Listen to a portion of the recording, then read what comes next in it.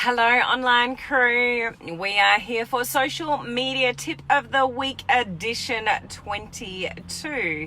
So welcome. What I'm going to share with you today, today's tips, I should say, is around content to stay away from on social media. I'm often telling you and talking about content to post and tips, to do on social media, but I don't often sort of really concentrate on what not to do. Well, sometimes I do, but I just sort of want to wrap it up in a few tips for you regarding what not to post on social media. Not to be negative. I don't like to concentrate on the negative, but just to give you sort of an insight and highlight what we want to sort of stay away from on social media, which sort of turns people off, if you like. So if you are here with me, please say hello. Tell me where you're coming in from. Put the palm tree emoji down below. If we have not met before, my name is Helen Martin. I'm your online crew captain. No hat today. I'm at my son's football. So yes, I am sitting in my car. We can go live wherever. Just because, we go live every day like I do 5 times a week, it doesn't mean that I stop my life just because I need to go live, nor should you. So you just got to incorporate it into whatever's going on in your world. In my part of the world, it is a Saturday morning. So it means Saturday morning early football. So Ollie's just played his football and they won again. They're having a cracker of a season, which is pretty cool. So welcome. I have got comments. Awesome. Hello, Gabrielle. How are you? Good to see you on. Lovely to see you on, Jacinta. Kentucky, fabulous. So keep chiming in, say hello, put the palm tree emoji down below. If you are part of my free Facebook community, which is called Social Media Strategies for Home Business Owners, put the little fish emoji down below. And if you're one of my online crew leaders, which is people in my private coaching community called Online Crew Coaching, you guys can put the cruise ship down below because one day we're getting on that cruise ship and meeting up. Hey, Andrea, good to see you jump on. So let me just get into the content here. I'm going to give you 9 things to stay away from, and hopefully you're staying away from these things anyway, but I just sort of want to highlight them. Hey Bobby, hi Gina, good to see you jump on. I just want to highlight them so it's really sort of crystal clear of some of the content that you should sort of stay away from on social media if you really truly want to build up a brand and a following and get more eyeballs on your content, particularly if you're doing Facebook lives, so you can build a business online. Okay, and that's what we're here to do. So at the beginning of the week I go live. Hey Courtney, I go live 5 times a week at exactly the same time, and at the beginning of the week I start off with something to do with personal development, personal growth, something to help you be a better version of yourself, because it's really important that we've got it going on up here, because if you don't believe in yourself, there's no way you can run a successful business online. So it's a huge component of being successful online. Then all sorts of social media stuff during the week, and at the end of the week I like to finish off on a tip or a few tips on something that you should be aware of. So today that's about what not to post on social media. So first and foremost, we want to stay away from highly promotional, salesy content. That only creates the impression that you're in it for the money and you don't really care about people, you just want the sale. And we don't want to create that impression of you on social media, when you're trying to build a brand. You really want to lead with value and give good content and share things with people that, helps inspire them or educate them or motivate them, in some way. So content that is highly, highly promotional and really, really salesy is definitely something you want to stay away from, particularly in the industry that we are in home-based business, entrepreneurial, direct selling, network marketing, MLM, those kind of things. The last thing you want to be perceived as is somebody that just wants the sale. Somebody, they're just trying to get me into their stuff, or they're just trying to sell me, their thing. That's the last thing that, we really want to do. The second thing is stay away from any kind of highly political or, religious type, content, like something really strong about your political views or, strong religious views. It's just not something you really want to air on social media. And some of you may have really strong opinions about things in that area, which could be political or religious, but it's something that you want to keep to a minimum as to your opinions on social media. And that's not to squash or degrade any kind of strong feelings that you might have about something, but when we're on social media, we're really trying to attract people to us. And when we get really highly political and really highly religious about something, it doesn't attract people to our personality. So it's just something to be careful of and, not have really overly, political or sort of religious views. Hey, Michael, great to see you on. The third one, do not share the quizzes that Facebook, particularly, they are on other platforms as well, that they entice you in because they're cool and they're funny to do.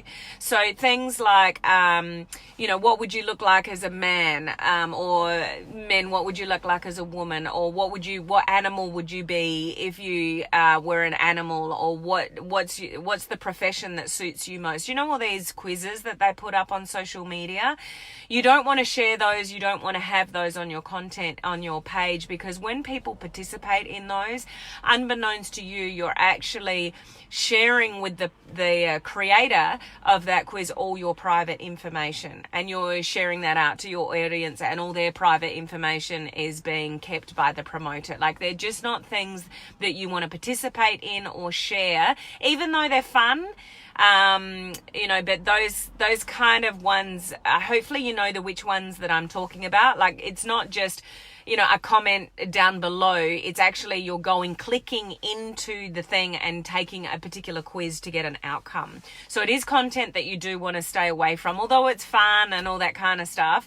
There's a whole lot of privacy sort of issues behind that, and that's where, your content gets leaked to other marketers, and then suddenly you're seeing Facebook ads, or you're getting emails, from all these companies, and you're not even aware of the sort of the reason behind it. Is when you participate in them, you're actually giving permission to those companies to actually use all your personal information from your Facebook profile. Okay, so we want to stay away from that. Any kind of really negative or degrading comment about someone, something, a company, maybe something's gone wrong, you're having a rant. Oops. Am I back? Is there someone watching that can just let me know that I'm back? I just had an internet connection error come up, so hopefully I'm back. I'll keep on talking, and hopefully somebody puts a comment in there that you can hear me and see me okay. Sometimes in life, things go wrong, and we want to, thank you, Courtney, we want to share that with the world, or we've had people that hurt us, thanks, Gabrielle, and we feel quite strongly about it. And sometimes, you can have a cool message around that for people. But be really careful with that kind of content on social media, because it's just not a good look. Hi, Edith. Rightly or wrongly, you may have been hurt by somebody. You want the world to know, something's gone wrong with, customer service with somebody or whatever. And often people turn to social media and air their grievances on social media. Thanks, Michael. But it's just really not a good look on your personality if you're degrading or, and sometimes you can get into trouble for defamation. I mean, that's extreme, but we want to come off as somebody who is enlightening to people, positive to people, uplifting to people. So when we get really strong about opinions and degrade other people and those kind of things, it can come off the people, there's like, oh, they're whinging again. Like, do you have some people in your life that just always complain? there's just nothing in their life that seems to be going good, and you ask somebody, how's your day today?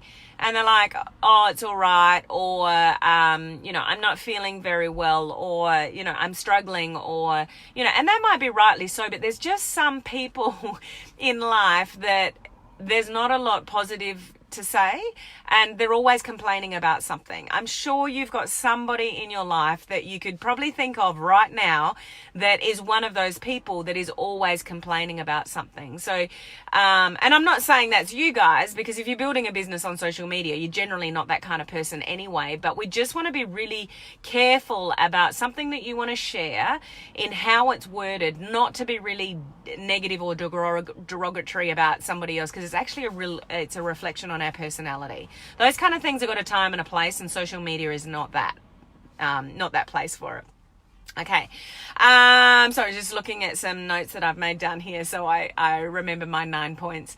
The next one I'm guilty of at the moment, and that's poor quality of content put out there as far as spelling and grammatical errors and, just things that, they can be innocently done. I'll give you an example of this. I've got a Facebook ad out at the moment, and I don't know how I did it or why I did it or how I didn't pick it up. But in the very first line, I've got a typo.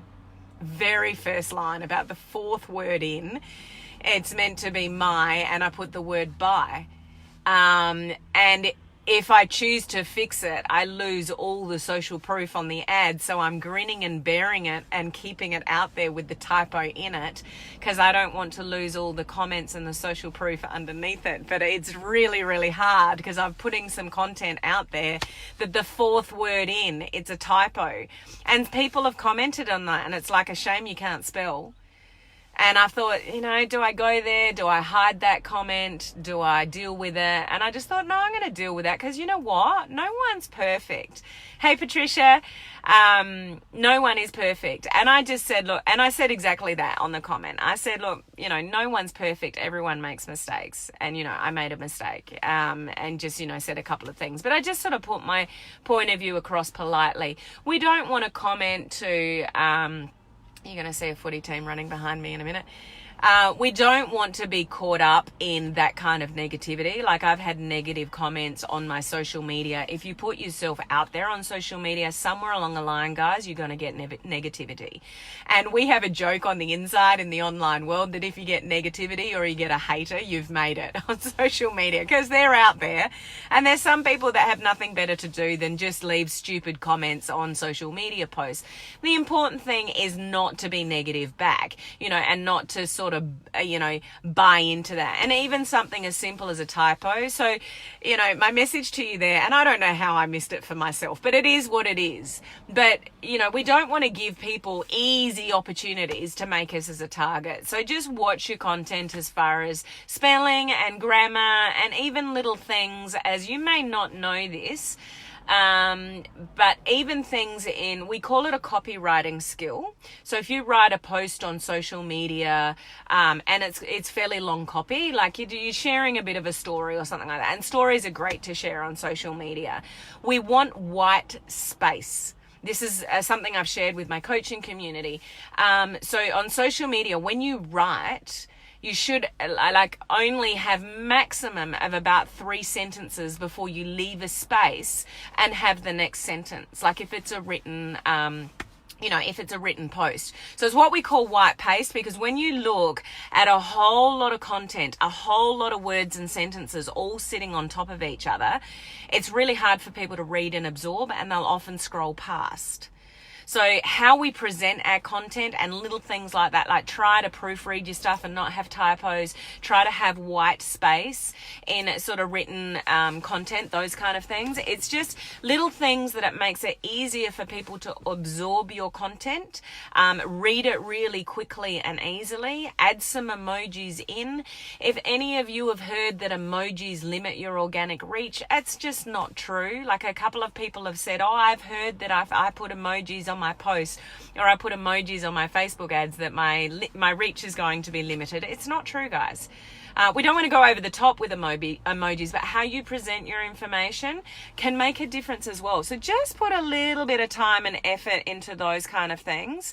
And definitely with written posts, you don't want all your sentences written underneath each other because people just scroll past it. It's too hard for people to absorb. Yes, Patricia, spend more time with happy, positive people. Exactly. We should always surround ourselves with people that uplift us and enlighten us and try to minimize the time that we spend with that type of person I was mentioning before. That there's always something wrong. It doesn't matter what it is. It's the weather, it's the television, it's the food, it's the, news, it's what's going on. There's always people out there, like that. Hey, Bonnie, good to see you on. That's good to know. Okay, cool. Hey, Tanya, great to see you on. Hope you're doing well. What else have I got for you? So number six is having your content consistent with your brand and who you are. So when we go completely left of field with things with our content, then it can confuse people. And confused people do nothing. So particularly on a business page, more than a personal page here, great to see you on, Bonnie, is being really consistent with your brand and trying not to post things that confuse your audience. So once again, more relevant on a business page than a personal page. But when we set up a brand on a business page, you want to keep majority of your content consistent with whatever your brand is online. That's when you grow authority and credibility online, is when you're consistent. People know what you're talking about. You're talking about that same topic all the time, and you build your credibility because you got knowledge around that particular topic. When you're here, there, everywhere, particularly on a business page, people get confused. Confused people do nothing. So if you're promoting something, if you're trying to build an audience and build your credibility and authority on social media, but you are here, there, and everywhere, then, they're going to go and follow somebody that makes sense. So you want to bring in elements of your personal life. You want to bring in different things, don't get me wrong, but you don't want to be going that left of field of how you've branded yourself, because it's going to do a bit of damage to your brand because people don't know what you're about or what you're talking about or what you're promoting. And at the end of the day, if you're on social media to build your business, you want people to know when they look at you, they go, I know what they're about and what they're going to help me with. So, hey, Melvin. So people when they come to my page, if you've watched a lot of my lives, you know my consistent theme. I help home-based business owners bring their business online and teach you social media skills, attraction marketing, Facebook Lives, and how do you get yourself out there on social media and build that credibility and authority so you can build your brand to build your business. Like, you guys know what I'm about. I'm not talking about all different types of topics, because then you're not really going to know who I am or why you would come back to another live of mine to learn something. So having really consistent content with your brand is really important. And that does come down to, you guys, knowing what your brand is.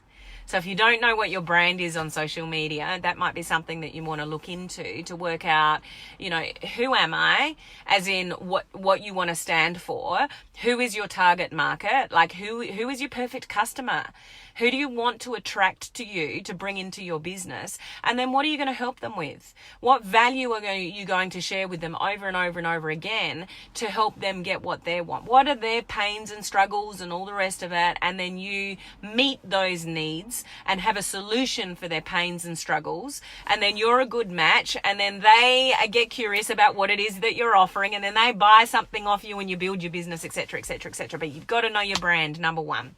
Just off the bat, the most important. Okay. Number 7 is, if you are on multiple social media platforms, do not have all the exact same content on every social media platform. It's even the same with Facebook stories. You don't want exactly the same content. Hey, Melanie, you don't want exactly the same content in the news feed of Facebook that goes in stories. Why do people need to look at your stories if the content in their stories is the same content on your news feed? The purpose of stories is it's micro content.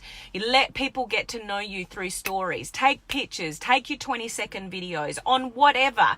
It's about you and letting people get to know you. And that content should be different to what's going in the news feed, even though Facebook gives you the ability when you post on the news feed to share it to the stories. So you can do that. There's nothing wrong with that, but you don't want 100% of your content that's on your Facebook newsfeed to go into the stories. You want it to be different content. You don't want 100% of your content on Facebook to be the same as 100% content on Instagram. Why do people need to follow you on Instagram if they see everything that they see on Facebook? So just, something to be wary of, something to stay away from is exact same content in exact, all the places, because it's not enticing or intriguing for anybody to go and follow you anywhere else, or even click on your Facebook stories if they've already seen it in your news feed. So mix it up. Really important to have a content creation strategy and mix up your content across platforms, okay? Those of you that are not playing on multiple platforms and you're staying on Facebook because it's still the leader, in the social media. So I'm not saying other platforms aren't good. Like Instagram's awesome. You may be playing around on LinkedIn or Pinterest or Snapchat or wherever you're playing around. Awesome for, multiple exposure. I would always recommend build a good profile on one and then put your energy in other places. Because if you're in 5 different places doing a half-assed job, if that makes sense, then why wouldn't you put more energy into one platform and make that really, really good and build up a following and authority and credibility and then move into other platforms, okay? So just a little side note for you. But those that are just playing around on Facebook, just be really mindful of the Facebook stories thing and don't have all the... I know quite a few people that their content is exactly the same, so I don't even look at their stories anymore. And that's not what you want. You want people to be looking at your newsfeed and your stories, okay? Sebastiana, sorry if I pronounced that wrong. Yes, but what if they miss it in the story? Facebook stories only last for 24 hours. That's a given. You can save it.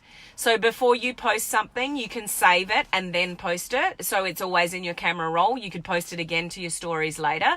You can archive it. You can bring a folder of your Facebook stories onto your Facebook page. So I'm getting into too much detail about Facebook stories here. But the beauty of Facebook stories is that it's always moving. It doesn't matter if they miss it. If it's something similar, do it again and again and again. Micro content again and again and again and again. If they miss it, they miss it. Just keep content up there often. You always want the blue circle, and I'm human. I don't always have something in my stories. I'm not sure. I've got something in my stories now. Have a look at my stories on my personal page. Harley, our dog, was trying to get the tea towel last night. It was so cute. Anyway, I digress. But you always want to have the blue circle around your profile picture, and all that means is that person's got an active story when the blue circle is around there. So minimum 1 story every 24 hours. That's what we're aiming for, just to have something in the stories all the time. The newsfeed of stories is so much better than the algorithm. They're giving more organic exposure to Facebook stories than they are the newsfeed. You should be there. I should be there more often. Sometimes I'm amazing at it, and sometimes I just get too busy and I forget. Life is life, but aim for something in your Facebook stories every 24 hours. Okay. No worries. Now, what else have I got for you? We're almost at the end. 2 more. So another thing to stay away from, number 8, stay away from multiple hashtags. Those of you guys that are really dig Instagram and you're used to Instagram, what you do with hashtags on Instagram does not work on Facebook. Okay, so just if you're going to use hashtags on Facebook, only use about 2. And keep it to that. Keep your hashtags to Instagram. Facebook does not like hashtags. So I'm not saying you can't use them. Just don't, have multiple. And I see them sometimes on a Facebook post. They'll have 10 hashtags. And you majorly limit your organic reach on Facebook if you've got a whole lot of hashtags.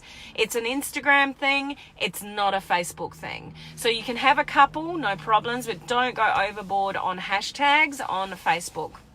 Okay, Bonnie, should you do this on both personal page and business page? Oh, I'm not sure what you were referring to when you asked your question because I've moved on. Are we still talking about Facebook stories, Bonnie? If you just let me know, because it takes a while for the comments to pop up and I've already talked about something else. I'm not quite sure what you're asking me, but if it's about Facebook stories, I'll answer it that. And if it's not, just let me know in the comments section below. You want stories on a business page if you've got the ability to do it. Okay, thanks, Bonnie. Some people are struggling with the ability to do a Facebook story on a business page. So if you don't see the little, is it a little blue circle with the cross? That's when you add to your story on a business page, and that'll just sit on the corner of your profile picture. So if you've got that, great, do stories on a business page, and yes, aim for one every 24 hours.